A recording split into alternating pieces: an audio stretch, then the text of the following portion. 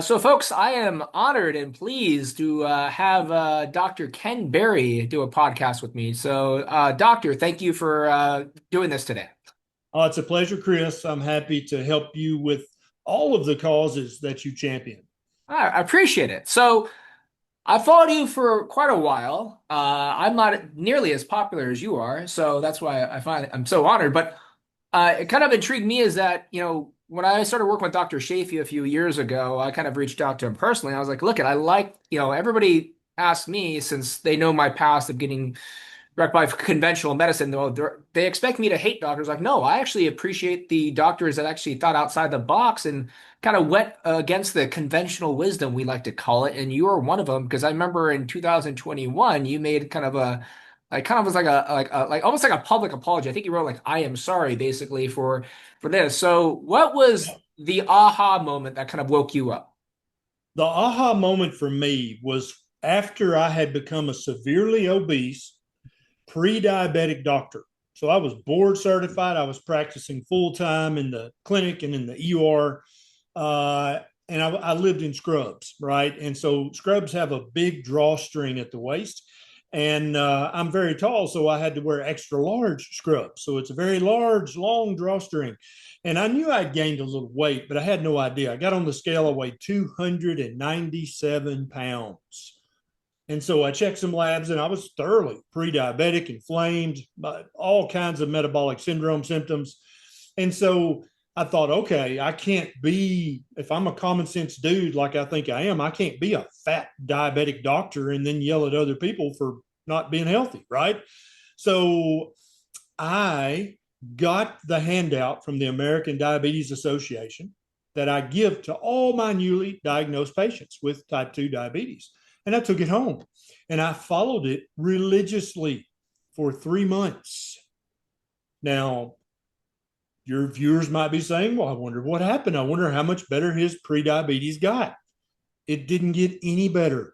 It got a little bit worse.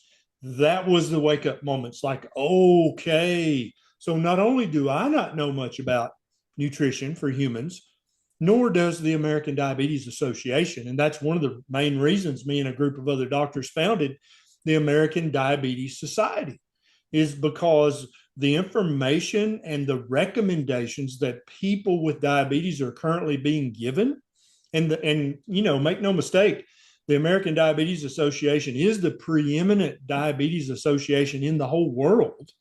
Very often they are reposted, so to speak, by the U.S. federal government and all state governments, and then indeed many foreign governments will just take the ADA's recommendations, copy and paste, and then that's what all of their citizens are subjected to. And so that was my wake up moment. That was my epiphany. I'm like, okay, this is, and then I'm having to look at all my patients who I had told, hey, you need to follow this guideline. And then I would secretly suspect that they were lazy, that they were just laying on the couch eating jelly donuts. When in fact, I knew what I'd been doing for the last 3 months. I'd been following it to the letter, and it did not work at all. And so, based on that epiphany, that's when I started really, really digging deep into human nutrition, which led me to anthropology, archaeology, paleoanthropology. And being an animal biologist by training, I was able to kind of make all those leaps and figure out what I now call a proper human diet. So that was my wake up call. So, how much weight have you lost since kind of making this transition? So I hang out at about 225 now. That's where I just hang out naturally. I could tighten that up another 10 pounds if I really, really tried, but I'm very happy at 225 at 6'3" after being 297. Yeah. So yeah, I'm very happy with that weight. All my lab work is pristine now. I've published it online. And one of the things, and you and I, when we were at the conference together, we talked about this a little bit. I really want to say this out loud. I agree with you, Chris. I don't think doctors are bought off. I don't think they're part of the conspiracy. I don't think that they're in on the take. And I also believe that same exact thing about most of our elected legislators. I think they're good people who had good intentions that sacrificed to get where they are now. and they're not bought off. They're not. They don't. They're just regular dudes and chicks who are trying to help. But the problem is that many people in positions of, let's say, authority, because I think elected people are actually our elected employees. That's how I look at them, not our elected officials. But so let's say you're a board certified doctor, or you're a congressman, and here's this bill or here's this patient, and you're like, well, I really should tell them this, but I don't want to get a call from the medical board, or I don't want to get primaried in the next election. So I'm not going to just tell them the exact wrong thing to do, but I'm just going to fudge it just a little bit, right? 95% of what I'm going to vote on or say or do or recommend is still the right thing, but this big nonprofit is kind of pushing me, or the medical board's kind of pushing me, or the powers that be are kind of pushing me to kind of hold off on talking about that other thing. So I'm just going to give them 95% the right stuff, and then just this 5% waffle.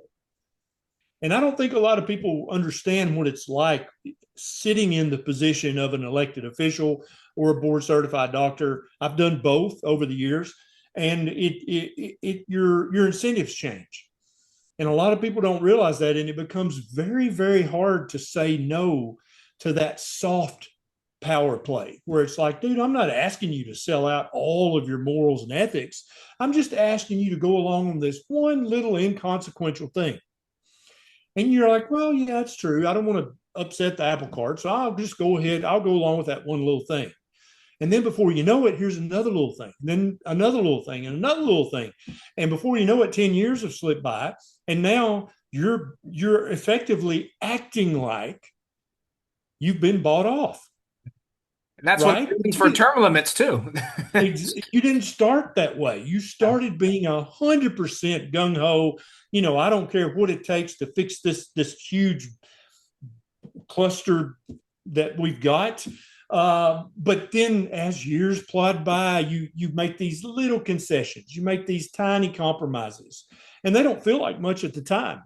But then you look up 5, 10, 15, 20 years later, you're working for the machine effectively. And I think that happens to many practicing doctors and many elected employees. It's a slow creep, and they don't really realize what's happening until one day they look up and it's too late. No, I appreciate you commenting that because I had these discussions with my own campaign team. The whole thing is you want to bring in money for the campaign, but do I really want to suck up to some rich CEOs? Because once they give you some money, if it's a larger amount, they can have an influence on your policies. And that's something I kind of wanted to step back. I was like, I don't want to suck up to high tech. I'd rather just get more support from the general community and do the door-to-door grassroots. And I do believe in term limits. I think even if I'm elected, I should only be in there for a short period of time because I think it was Byron Donalds made a good statement earlier, where he's like, no, term.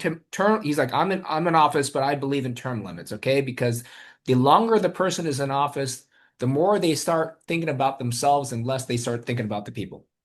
So No, I I appreciate, totally get that. And I totally understand the argument for term limits, yeah, but you actually are constraining the rights of the people with term limits. This is just my personal opinion. sure.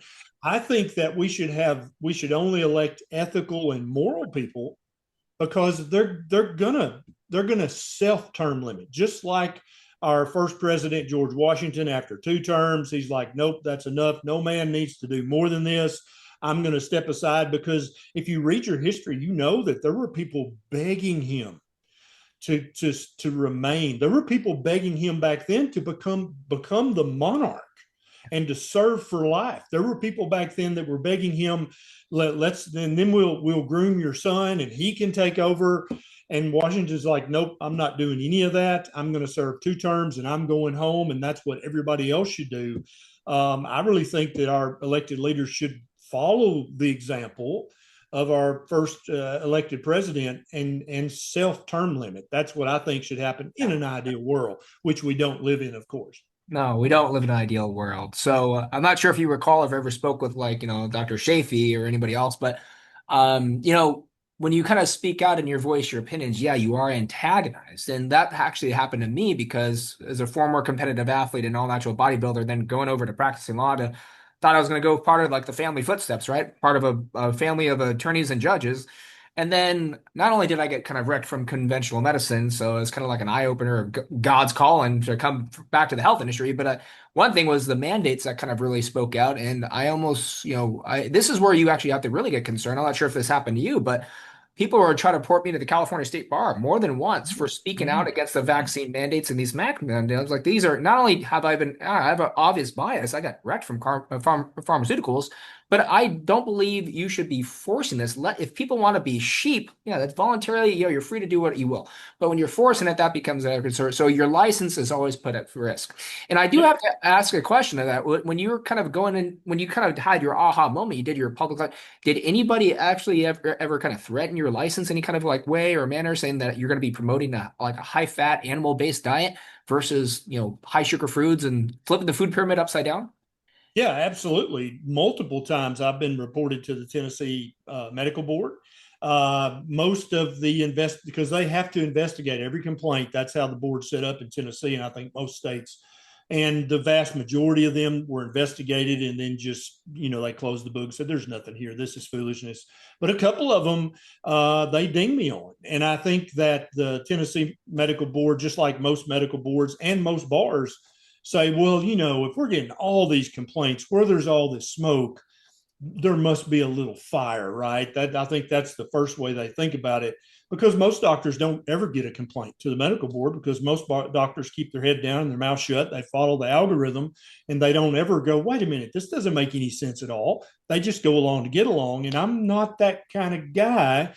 And so, yeah, I've had several visits from the state medical board, and I'm in good graces with them now, licensed and board certified. I haven't heard from them in a long time, but when I was first starting to speak out as a doctor years ago, I got in trouble with the medical board several times, and their attorneys face that same fear, because much like the state bar, the state medical board, having a law license or having a medical license, people don't understand this unless they've been down this road. That's not a right. That's a privilege. And so, as a licensed attorney or licensed physician, you have no right to face your accuser. The accuser can remain completely anonymous. So it could be an ex-wife, it could be a disgruntled employee, and they can make up anything they want to. And then the state has to investigate you. And then the second thing that most people don't realize is that it's much like if a state trooper pulls you over, if they just want to, they can find something to give you a ticket, even if you are the perfect law abiding citizen, right? And you're doing everything that makes sense that a driver should do. If they just don't like you for some reason, they can find a reason to write you a ticket, and there's not a thing you can do about it. And that same thing goes for state medical boards and state bars. If they come and investigate, so first of all, they don't have to investigate just the complaint. It's open book. They can investigate anything they want to investigate. They can go back as far as they want to. They can look at anything they want to. And if they just want to, if they don't like you, they can find several things to ding you for. And I'm not making excuses. I take responsibility for everything I did in the past, and I'm not ashamed of anything that I did in the past. But you're stuck with that on your record now, and that's another thing that scares attorneys and scares doctors and scares elected employees to death. Oh, you'll have that on your record. And so many doctors and attorneys are like, well, I know I should speak up about this. My grandparents would want me to speak up about this.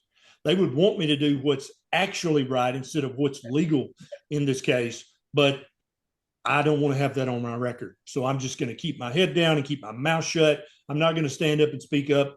And as you know, as well as I do, that the health of America has suffered terribly because of that kind of perverse incentives for doctors, even if they see something that's glaringly wrong, or that, so because I think it can be wrong if you're giving people health or nutrition advice and it's not damaging, but it's also just not helpful.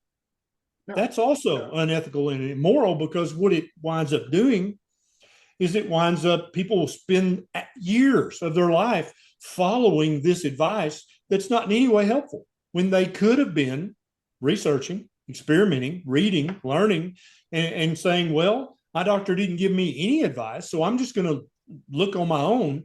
They might stumble upon the actual proper human diet.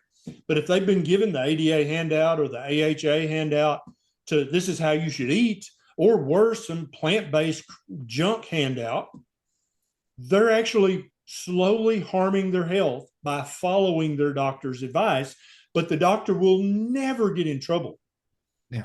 for handing out an American Diabetes Association handout or American Heart Association handout or even a plant-based handout. They will never get in trouble for that, even though it's not helpful at all, and it also causes slow harm.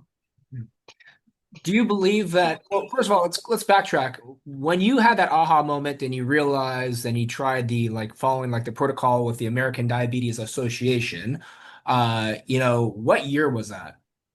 Oh gosh, that was probably 2016, 20 early 2017 or 2016, somewhere in there. It's Yeah. around about the same time. So, because I actually flew over to Budapest, Hungary on Thanksgiving Day to meet with Dr. Clemens like in 2018. So it was around the same time where you probably, or maybe right before me, where you kind of finally kind of had the wake up moment and kind of just said, well, an animal based kind of like high fat diet is something that's going to be we've been eating for 2.5 million years, right? Right, exactly. And to be very honest and clear, when I first discovered low carb, keto, and then later carnivore, I considered them to just be weight loss hacks. Because I had been so poorly trained in human nutrition and how nutrition has a direct effect on every mitochondria in your body, every cell in your body, every cell membrane in your body. I had no idea. So I just thought, well, this is just you cut the carbs to lose weight. And then I guess you go back to the ADA guidelines after that. I hadn't really thought it through at that point, but I kept reading, I kept researching, I kept learning, and I kept kind of stumbling onto the ways that nutrition can actually heal the human body. Because I can just tell you the average board certified licensed practicing physician, they don't really care what you eat. They don't think it matters. They think, well, it doesn't matter what they eat. I'm going to give them these prescriptions anyway. And also that nobody's going to listen to it. And of course, nobody's going to listen to your nutrition advice if the nutrition advice you give is not helpful in any way. Then, yeah, of course, they're not going to listen because it didn't do anything. So when you start giving patients and people and citizens nutrition advice that actually reverses chronic disease and actually heals chronic conditions that they thought were lifelong, that they were convinced that this is a genetic condition. There's nothing I can do about this. But after eating either meat heavy keto or ketovore or carnivore for 3, 6, 9 months, that condition is now gone. Right? How powerful is that? And I think, and that's why you see more and more doctors waking up about a proper human diet, is because they're seeing this and they're having patients come to them on these diets who just started doing the diet on their own. They didn't take any doctor's advice. They watched some of my videos or Dr. Sean Baker's videos or Dr. Anthony Chafee, Dr. Robert Kiltz, and they're like, I'm just going to try this. I mean, these guys look pretty healthy, and they're licensed doctors, so I don't think that they would really mislead people. They're not trying to sell me anything really. So I think I'm just going to try this for 90 days. And then lo and behold, at the end of that 90 days, their health has transformed so much so that when they go back to see their doctor's like, dude, what did you do? You look amazing. You look so much happier, so much healthier. You're so sharp and on the ball. What have you been doing? And when a doctor who's unaware of the power of nutrition, when they first see that first patient, they don't really put a lot of stock in it. They're like, well, whatever. Just like if you're an attorney and somebody brought you a case, you're like, yeah, maybe, I don't know, we'll see. But what about when the fifth person comes telling the same exact story, the 10th person, the 15th, the 20th person? Then as an attorney, you start thinking, class action lawsuit, yeah. Right? But as a doctor, you start thinking, well, maybe there's something to this ketovore, carnivore thing. I'm going to look into this when I get home. Then that's super powerful, because then what have you done? this when this doctor looks into this stuff is so self-evident that any doctor worth a damn, when they look into this, they're going to go, oh, okay. I had forgotten that about human physiology or human nutrition, or I never learned it. And then guess what? That doctor starts to recommend a proper human diet to every one of their patients that they'll see for the rest of their career, Chris. And that could be thousands of patients. And so now you've got this local doctor recommending a proper human diet. It's not just doctors on YouTube anymore. And that, I think that's where the real power is I say it, a patient tries it, it works, they go to their doctor, and then when that doctor's seen enough of those patients, they start to recommend it. Then you've got this kind of self-completing loop of online education. I self-experimented, it worked. I went to my doctor, I actually taught my doctor about a proper human diet. That's not the way it's supposed to work, but that's the way it works in the real world very, very often. And now you've got this local doctor that all of a sudden, you as the patient, you can recommend to all your friends, no, no, no, no, you need to go see Dr. So-and-so. He understands a proper human diet. So raise a different question. When I had this on a podcast with Dr. Chafee twice and Dr. Kiltz and Dr. Baker and a few others, we kind of asked like, what are doctors being taught nowadays? Because it's my understanding that, nutrition is a very, very tiny portion of medical school. Is that correct? Oh, 100%. I had one small nutrition class that met, I think, one day a week for half a semester. And 95% of what we were taught in that nutrition class was how to keep somebody alive if they had been in a house fire and they had burns over 70% of their body, or if they'd been in a car crash and just, mangled their face and they couldn't eat by mouth. We could feed them intravenously. And that's very useful information. But it doesn't help a doctor at all with the feeding of just a regular person who's out in the wild, so to speak, who's just out in the community, living their life, working their job, taking care of their family. That doesn't help you at all to tell that person you should eat this and avoid that. Does that make sense? And so I didn't learn anything in nutrition. So the average doctor, what they want to do is, first of all, they want to follow the guidelines, because every doctor that they respect follows the guidelines, right? And so if they're not following the guidelines, they feel like they're not doing it right. So most doctors wind up practicing algorithmic medicine, meaning if this, then do that. Don't think about it. Don't read about it. Don't, when you're out playing golf or fishing, don't think about that patient and be like, I wonder if that's the right call for that specific patient. Don't do any of that. You just follow the algorithm and you're 100% safe from malpractice lawsuits. You're 100% safe from the medical board. And doctors believe in their heart of hearts, if I do that, I'm going to move the needle for that patient. Because remember what I said earlier, I think 99% of doctors want to help their patients. They're good people. They want to help their patient, but they mistakenly believe that if they just blindly follow the algorithm that's put out by whatever regulatory body that they are their specialty, right? Just do what they say and you can't go wrong. That's not moving the needle. 90% of the time, if an endocrinologist follows the American Diabetes Association's guidelines, they're not reversing type 2 diabetes ever. Yeah. But they're just doing what that they've been taught, correct? That's right. It blindly, and that's the thing.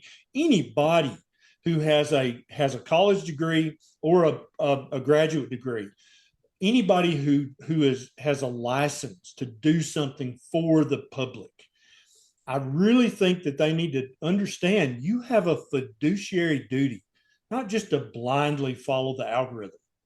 You have a duty to each and every one of your patients individually to do what you and your wisdom and your training and your education, and yes, definitely consult the algorithm. But your job is not to blindly follow that algorithm. You're not doing anybody any favors if you're doing that. The reason you got all that knowledge crammed into your head, sometimes by force in medical school, is so that you could parse through it all and you could consider all of that knowledge and all that information with each individual patient. because there's some things that will work for some patients that will not work for other patients. And most doctors don't even give that a second thought. They're just going to blindly follow the algorithm, and they're going to do that for 30 years until they can retire. And it's a good life. It's a good living. It's good retirement. And you know, you feel like, hey, I've made the world a better place. When in reality, you've just went along to get along. That's what you've done. And you've compromised your ethics and your morals along the way, maybe just a little bit, so you can still sleep good at night. But nonetheless, there are patients whose lives you could have saved. There was chronic disease that you could have completely reversed, but you didn't look into it. So you never went down that road. And so, in my opinion, you were less than the complete doctor that you could have been. I'm glad you bring that up too, because when we're talking about the nutrition and the fact that it should be elaborated much more in the curriculums going forward, I think I discussed with Dr. Shafee is that since I'm getting my PhD in public policy and crosses over with public health, I'm doing all these clinical trials. I think there was one journal that said that the most prestigious medical universities, they spend like no more than about, I think it was like 15 or 16 hours on the entire amount on nutrition. It sounds that that's about right. If you're doing like a one class like 1 week a semester, and a semester is what, like Yep. 12, 15 weeks sometimes, then Mm-hmm. yeah, it's going to be very limited. So, what do you think it's going to take to basically make nutrition a much broader topic or expand on it in a lot of the medical schools for our future doctors? Well, for since 2017, when I started making videos and helping people online, I back then I had zero hope that the government was going to come save us. And I still maybe have 1% hope now that that might happen, Yeah. now that RFK Jr. is in a position of authority. And now that we have multiple people that you and I know that are working in this current administration trying to fix the morass that is the National Institutes of Health and all the other governmental organizations that are supposed to be funding research that actually helps people live longer and be healthier. We're finding out that a lot of the research that was done basically is just kickbacks to the big pharmaceutical companies. Yes. And that much of the research that's supposed to be making a very important critical decision, a clinical decision, does this treatment help people better than this treatment or not? What we're finding out is that much of that research, first of all, the government would give a humongous check to a pharmaceutical company. And then the pharmaceutical company got to design the study that was going to study their drug that they were going to make billions of dollars off of. And I think a lot of people's eyes were open during this whole COVID catastrophe. I Scandemic. think a lot of people are like, do I really need to blindly trust all these people anymore? And I'm here for that because I think that's educated, aware, discerning citizens. That's what I think that the United States should be made up of, not blind sheep, just following whoever the loudest voice is.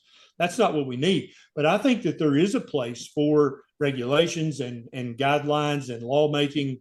I think that every medical school, it should be a requirement if they receive any federal or state funds, they should have to have at least a one class that's a full semester that digs into not just how do you treat somebody who can't eat with their mouth because their mouth has been blown off or smushed or whatever, and you're going to feed them intravenously.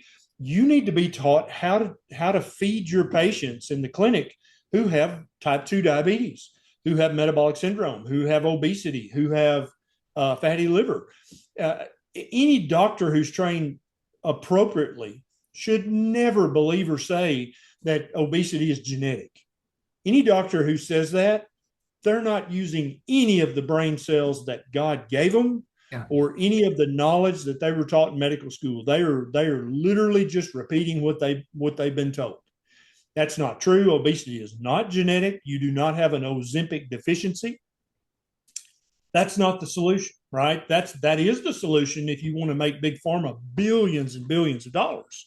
But if you'd like to actually instead help millions and millions of Americans, you need all these doctors need to understand basic human nutrition and how you can use nutrition to reverse chronic disease. I think that I fully believe that the SNAP program, right, the Supplemental Nutrition Assistance Program, which we used to call food stamps, I do not think that they need to spend another penny on Coke and candy.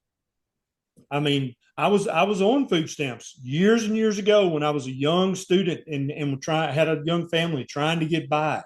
I was on there for about 3 or 6 months, and I'm like, I can't do this. I'll get another job. I can't go into the supermarket and pull out my food stamps. I hate that.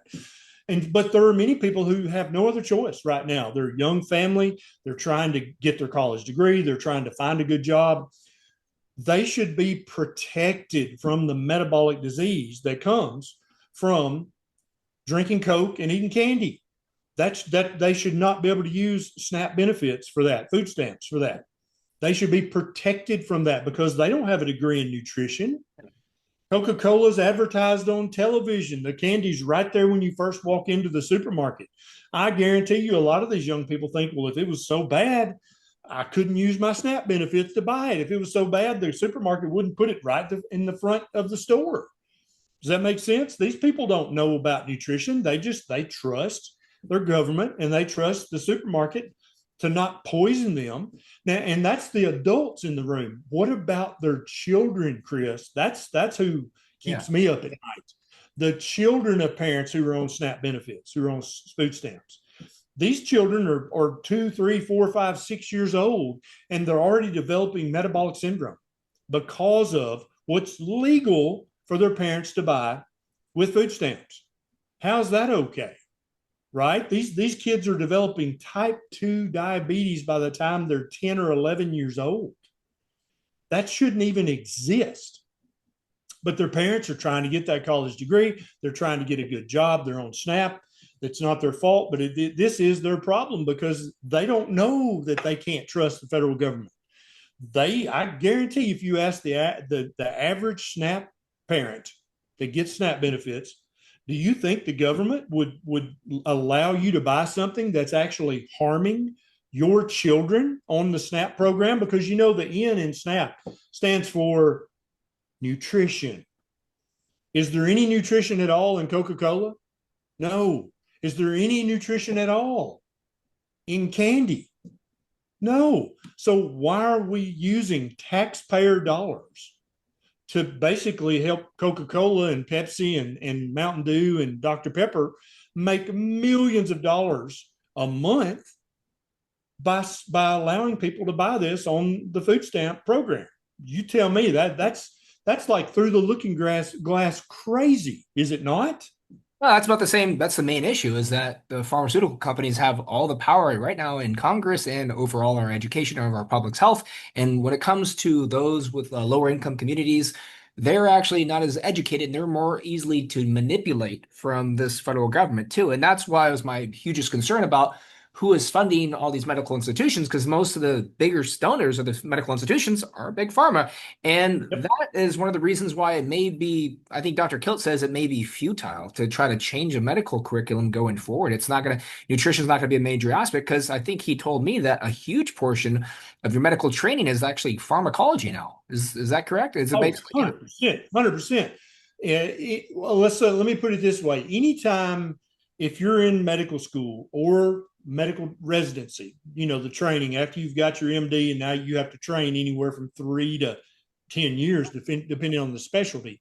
Every time there's a patient with a problem, a medical problem or an injury, it's either prescription or surgical or procedure. That's literally all you're taught. So 99% of the time, a medical student or a training physician, that's the answer, is a prescription for a pill, an infusion, an injection, or a procedure or a surgical procedure. That's what you're taught.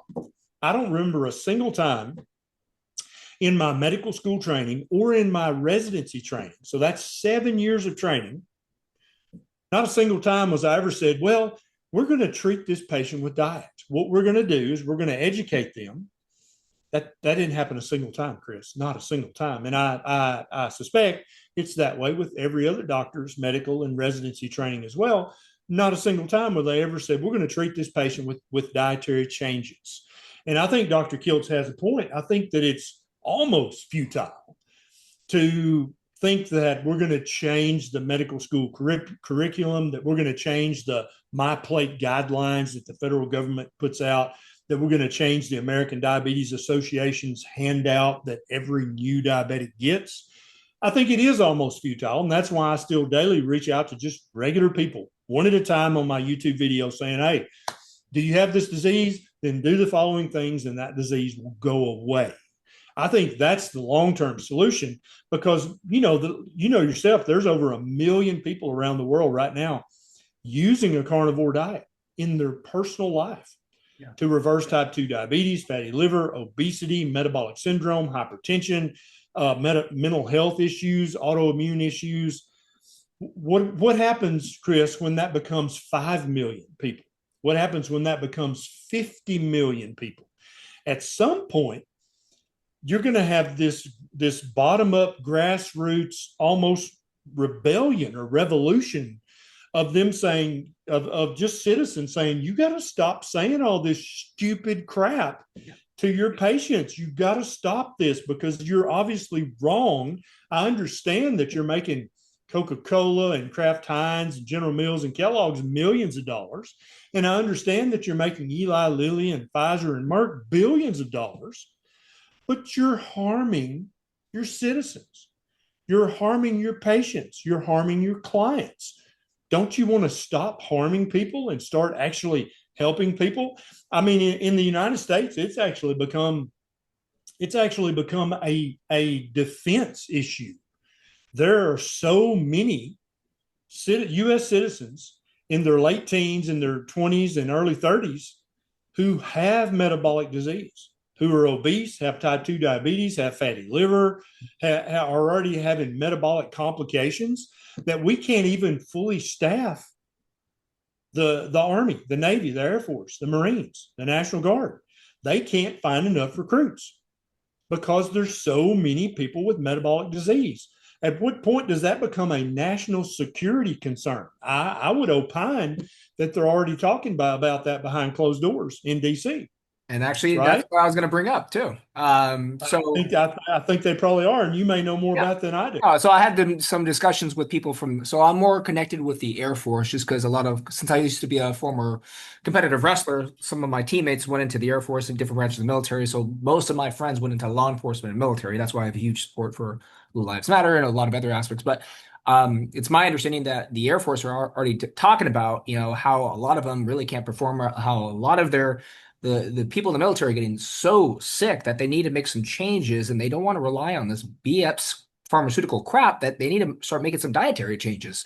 So that's something Yeah. I want to kind of breach out and probably make it a huger discussion. Now, we Yeah. talked about the clinical trials. Let's go back to this, okay? Because I'm spending all my time, I'm not going to be a medical doctor, I'm going to be a research doctor. So I'm spending all my time on clinical trials. And you start learning like the straight, like, okay, who's going to be fun? Oh, who's the funding? Or you have to do a conflict of interest statement at the end of the clinical trial to say if you're part of this, and basically if you're part of the World Health Organization or something like that. Yep. And you're learning Yep. that, yeah, a lot of these big pharmaceutical companies, they're funding all these clinical trials that the government is using to manipulate the public. So I like the fact that RFK is kind of restricting some of the commercial time for, I mean, we're making baby steps. That's why I don't think it's completely futile. If you're making baby Yeah. steps to start saying that, no, you're not going to have as much commercial time to start manipulating people on public television about taking pills for everything. What about if there is a way that we can put together a collaborative efforts and say we want more of our taxpayer dollars to start funding metabolic health to show, let's take about 1,000, a huge demographic participants, say 1,000 people who have, a lot of them, type 2 diabetes, heart conditions. They'll not take any medication and they will do completely a proper human diet or something very similar to that. And you could Mm-hmm. show before and after. You can do it. It could be a mixed method, qualitative and quantitative. So you can take their blood test, they show their blood markers, how it proved. And then you can also talk with them. How do you feel? How is your mental health? Are you less in depression? And you could see those. So that would be something that I would definitely want to push at any kind of congressional hearing. But do you think it's actually possible that anybody would actually entertain that idea? I think we're closer now, and I think this is the best opportunity we've ever had for that to actually get its day in court, so to speak. Yeah. So several things I want to talk about there. First, the conflict of interest statement. I think that, and this would probably require Congress to make this happen. I think that any research study that has $1 of federal money going to it, the conflict of interest statement should not be buried at the end of the Yeah. article. I think the conflict of interest statement, just like for race car drivers, they've got Pennzoil and Yeah. they've got all their who sponsored them. I think that the conflict of interest statement should be the very first thing right under the title, so that as you read the article, you already know, oh, these guys took money from Pfizer, they took money from Kellogg's, because, and I think who designed the study was the funder. Were they involved in the design of the study?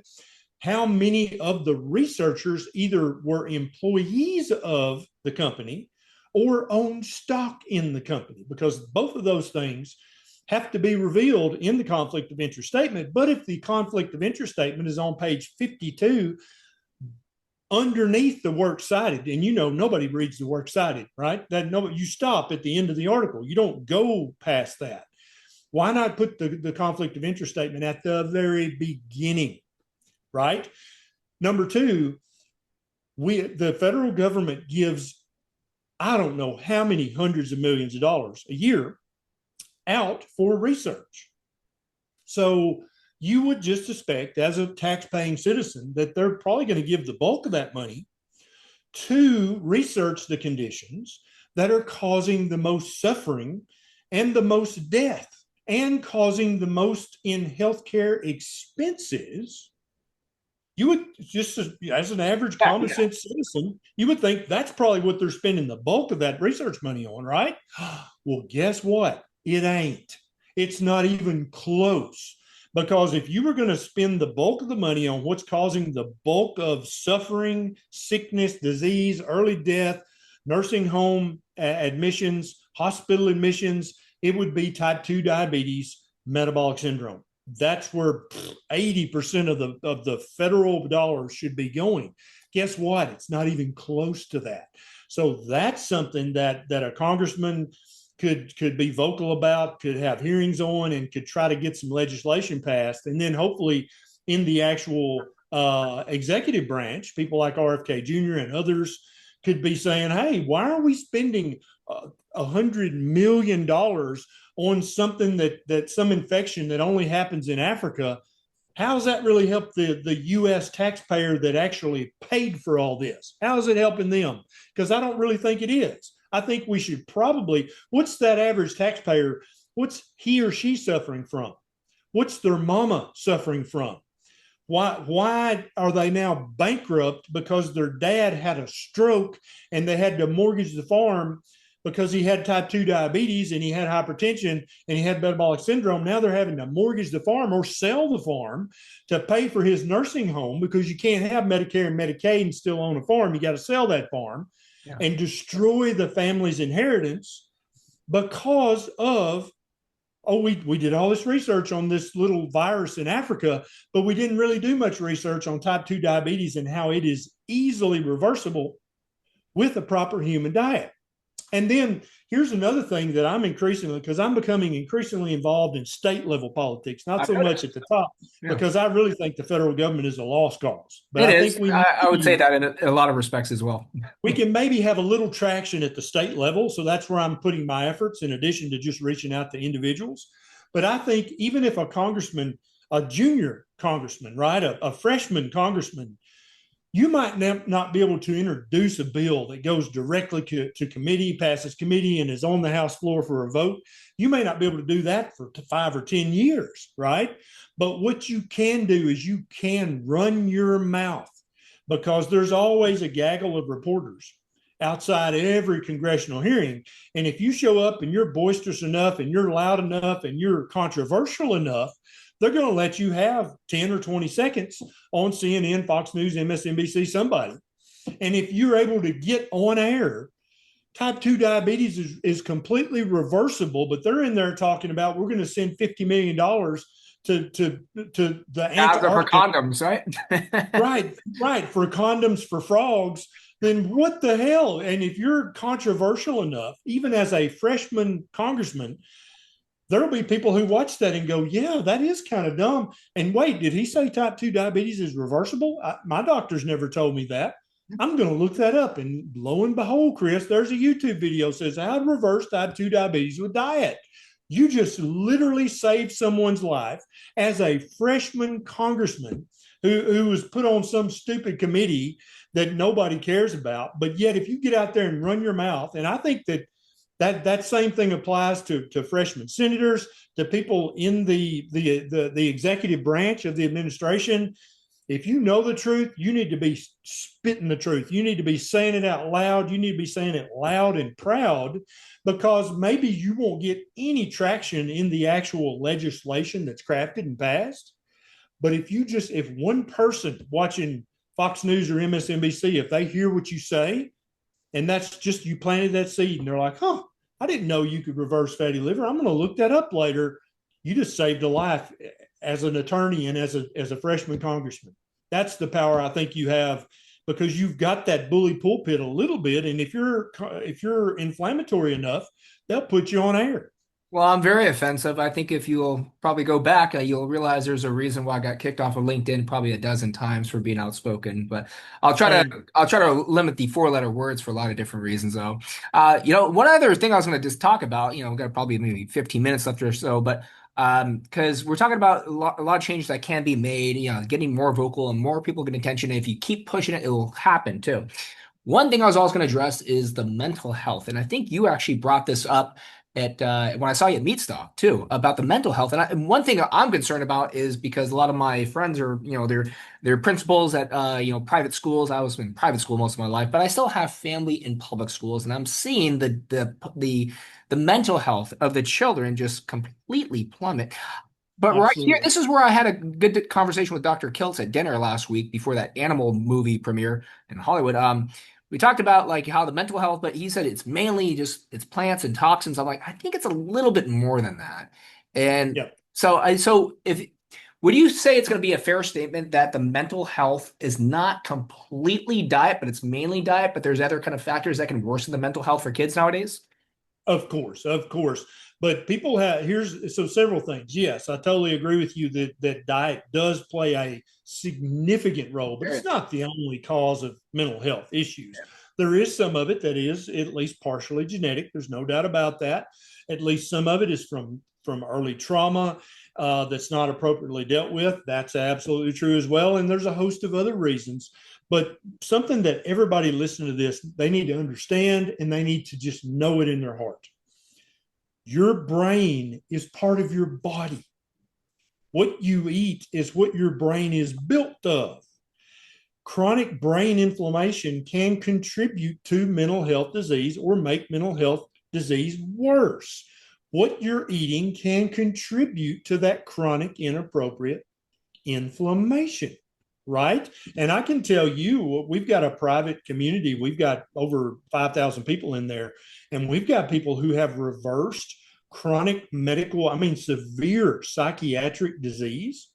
That you, if you had told me 10 years ago, you can reverse that with diet, I'd have been like, you're stupid. That's no, you don't understand. Problem is, I didn't understand that. Yeah, actually, you can. We've got people with severe mental health diagnoses who are now normal. They've got a job, they're dating, things that they literally, if you had told them you're going to be able to do this in 3 years, they would have laughed at you because it just sounded like some kind of fantasy that wasn't ever going to be part of their future life. Now it's part of their daily life. How cool is that, right? And part of the reason I have a problem with the current baby step model that's being it's seemingly being used in the executive branch, right? With some of our friends who you and I both know them, we've met them before, is baby steps. Yeah, let's make progress. And if you can only make a baby step progress, that's fine.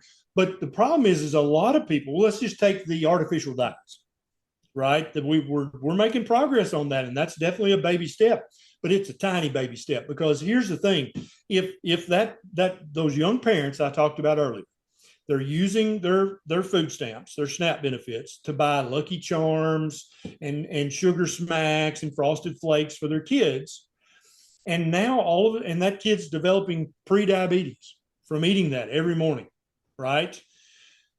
And now we take all of the artificial dyes out of the Lucky Charms and the Sugar Smacks and the Frosted Flakes.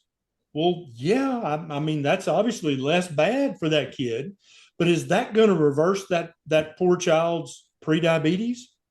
No, no, not at all, because it's just the heaping spoonfuls of sugar that child is being fed by their loving parents. These are not parents who don't love their children. They love their children very much. This child is developing prediabetes because of the spoonfuls of sugar that the parents are out of good, with a good heart, feeding their child every day. This child is developing prediabetes because of the spoonfuls of sugar that the SNAP program is paying for every day. This child is developing prediabetes because of the spoonfuls of sugar that Kellogg's and Post and General Mills are making millions of dollars a year that on the SNAP program. That's why that child's developing type 2 diabetes. It's not the artificial dyes. Does that make sense? And what I said earlier, what is the biggest expense on our healthcare industry, both at the pediatric and at the adult level? It's metabolic disease. It's prediabetes, type 2 diabetes, metabolic syndrome, hypertension, heart attack, stroke. That's Fatty where liver people are too. sick. Fatty liver, 100%. But removing all the artificial dyes, that's great. Yeah. That's like a Pyrrhic victory. Like, yay, but okay, also, so what? Yeah. Because they're still eating the Lucky Charms, which is giving them fatty liver and prediabetes and making them obese. So is that really a victory? Is that really a baby step victory, or is it No. a false victory? It's a false victory. Actually, as my client, Dr. Shafi, actually made I think he did a small video where we're talking about removing the artificial dyes. He's like, the problem is not the artificial dyes in your Lucky Charms. The problem is you're eating Lucky Charms or something similar to that effect. I was like, that's the most accurate statement for a lot of different reasons. But one thing I was going to touch on too is that when you started getting your clients, your patients, sorry, more on like a metabolic health human diet or like, a proper human diet. At the same time, were you making the recommendations to reduce the amount of pharmaceuticals they were taking? Absolutely. That has to be the next logical Yeah. step. Because if you take somebody with severe type 2 diabetes they're on 3 or 4 prescription pills a day for their type 2 diabetes and injectable insulin for their type 2 diabetes, when you start to cut the carbohydrates in their diet, you have to start to wean down the pharmaceuticals, or they'll quickly start to have very low, very dangerous low blood sugars, because now you have them on too much type 2 diabetes medication, Yeah. right? And so that, I think that's part of the reason that the big pharmaceutical companies, who remember, make billions of dollars off the suffering of American citizens Yeah. each and every year, right? I think that's part of the reason why they're doing this low key kind of grassroots thing that's really being funded by big pharma, to say, oh, carnivore diet, that might, that's dangerous, or keto's dangerous, because they know that if enough doctors wake up and start to recommend a proper human diet to their patients, to enough patients, some of the big pharmaceutical corporations will go bankrupt because nobody will need their drugs anymore. Yeah. People start Right? healing, they make less money. That's the Yeah, there'll be big food corporations like Kellogg's, General Mills, Kraft Heinz, Mondelez, who will go bankrupt because nobody will eat their slow poison anymore. And then on the other side of the equation, there'll be huge pharmaceutical companies that will go bankrupt because every single drug they sell doesn't cure anything. It just manages a chronic disease that is reversible by fixing your diet. Yeah. Quick question too, because we're gonna get close to the last 5 minutes. But one thing I was gonna also bring up, because I'm referencing these pharmaceuticals for a reason, because probably more people know me as the anti-vax attorney rather than the carnivore lawyer, just because I was very vocal on that and got threatened. And anyways, Yeah. but one thing I was kind of spoken out with these pharmaceuticals that they're giving a lot of young children, and this is where I think it does play a major role with mental health, even if you're getting like a proper human diet. If you're taking what they're trying to push on is gender affirming healthcare in a lot of states, like Minnesota, hormonal blockers at really young children, and they're also trying to do it without the parental consent, which I think is really sinister. What are your thoughts about that? Yeah, well, my first thought about that is thank God I live in Tennessee, Yeah. which is a state that much of our legislation still follows the guidelines of common sense. Almost all of that gender affirming and gender change medical therapy and psychological therapy is now illegal in Tennessee, which I think it should be. If you can't vote until you're 18 and you can't buy alcohol until you're 21, then you damn sure should not be able to make the irreversible medical decision to cut off your breasts when you're 10 or 11 or 12, or to cut off your penis when you're 11, 12, or Thank you. 13, regardless of what the American Pediatric Association currently says. I think they'll be revising that pretty quickly because their current stance on this is unconscionable. It's repulsive what the American Pediatric Association currently says and recommends to pediatricians about this subject. I think it's atrocious. I think it's an embarrassment to humanity. What has been, they've tried to paint this as just standard of care. This is why, what's wrong with you? This is just, yes, every child should have access to this permanent mutilation. Yeah. And that, I think that's exactly what it is. And I think that thank God I live in Tennessee. I'm glad you don't have tampon till walls as your governor for a lot of reasons, but we could go on for hours about that. We could probably talk for hours, but I'm going to probably catch up with you. If people want to learn more, yeah, by the way, the American Diabetes Society, I think my colleague, I call her the Georgia Princess, Shannon Davis. I think she kind of started that up with you too, right? Absolutely. She's Yeah. one of our integral registered dietitians that helps the ADS help people reverse type 2 diabetes and keep it going for the rest of their life. Yeah, she was one of the first people that joined on my podcast, so I stayed to connect with her. So that's great to know. Where can people go to find out more about the American Diabetes Society? So the American Diabetes Society, not I know, association, society. we're on all social media. We have a Twitter, we have a Facebook, we have a YouTube channel, and we do have a website, AmericanDiabetesSociety.org. We are a 501c3 nonprofit. We're a real organization. Okay, you can go to our website if you want to donate 5, 10, 20, $50. You're welcome to do that.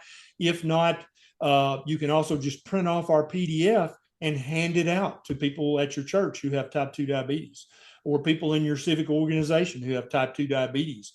We're about to really ramp up the ADS in our outreach because we've been getting a lot of back end stuff kind of set up. And we're about to be really, really running and gunning with the ADS coming in the next few months. I've got a YouTube channel. If anybody currently has type 2 diabetes and wants to know how to reverse it, just go to YouTube and type in Dr. Berry Diabetes, and all of my videos will pop up. You can pretty much do that with any medical condition you have. Type in Dr. Berry and whatever you're suffering from. If I have a video on it, it'll pop up, and I probably do because I got about 1,500 videos that you can watch for free. I'm also becoming much more involved in Tennessee politics and trying to move the needle there because I think I can get a lot more traction there than I can at the federal government level. And I applaud you for running for Congress. I wish you the best of luck. You got my Yeah. support. And just remember, when you're that freshman congressman, I want you running that mouth about the dietary and nutrition truths that you know to be true. I can guarantee that. So I'm looking forward to that too. But thank you so once again, and hopefully you enjoy the God, Guns, and Meat shirt. Hopefully you like those values, right? Love it, All baby. Love right. it. And you're also, by the way, so Dr. Kilt and I know it's kind of last minute, but we're co-hosting the Las Vegas meetup. You're more than welcome to take over, eat the meat buffet, and be a speaker if you can. But I'm sure we're gonna have a lot of other events. So, Dr. Barry, thank you once again. I look forward to speaking to you soon. Thank you very much. All right.